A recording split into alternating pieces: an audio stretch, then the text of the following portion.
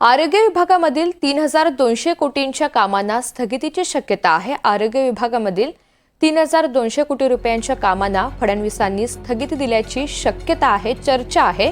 आरोग्य विभागामधील कामांसाठी काढलेली टेंडरची रक्कम फुगवून माजी मंत्री तानाजी सावंत यांनी घोटाळा केल्याचा संशय व्यक्त केला जातोय। एक मोठी बातमी, सागर कुलकर्णी आपल्या सोबत आहेत या सगळ्या संदर्भात अधिकची माहिती देण्यासाठी। सागर, आरोग्य विभागामधील 3,200 कोटींच्या कामांना स्थगितीची शक्यता आहे, नेमकी कारणं काय आहेत आणि या सगळ्या संदर्भात आता तानाजी सावंत यांनी घोटाळा केल्याचा संशय आहे, त्यांच्या अडचणी सुद्धा वाढ होण्याचा अंदाज आहे।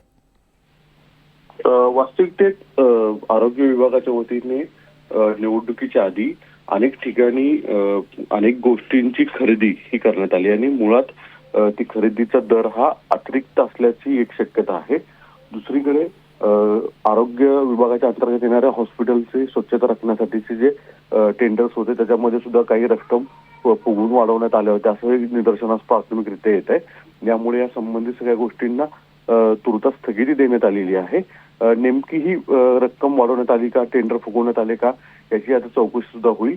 आपणास माहित आहे की गेल्या काही कालावधीमध्ये वेगवेगळे आधीच्या शिंदेच्या नेतृत्वात अनेक मंत्र्यांनी टेंडर्स आहेत किंवा कामं देताना अधिक रक्कम वाजवीपेक्षा जास्त घेतल्याचे आरोप केले जात होते।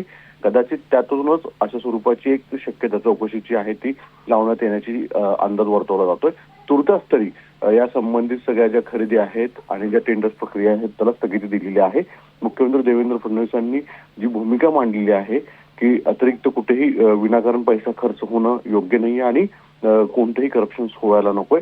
कदाचित अशा भूमिकेतून या संपूर्ण प्रकरणाची आता चौकशी सुद्धा होते का हे पाहणं महत्त्वाचं राहील।